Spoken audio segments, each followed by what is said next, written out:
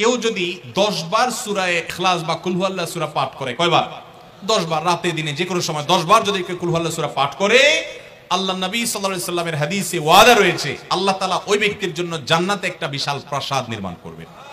দুনিয়ার কোনো প্রাসাদ না ভাই, পামজমারার প্রাসাদ না ভাই, এটা কোনো দুবাই বা পৃথিবীর কোনো গুরুত্বপূর্ণ জায়গার লোভনীয় কোনো আকর্ষণীয় কোনো জায়গার প্রাসাদ না ভাই, জান্নাতের প্রাসাদ।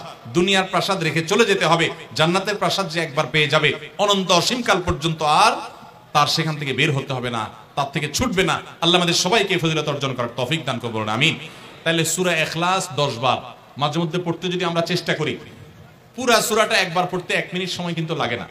কুল হুয়াল্লাহু আহাদ আল্লাহুস সামাদ লাম ইয়ালিদ ওয়া লাম ইউলাদ ওয়া লাম ইয়াকুল লাহু কুফুয়ান আহাদ। কয় সেকেন্ড সময় লাগছে? 20 সেকেন্ড, 25 সেকেন্ড।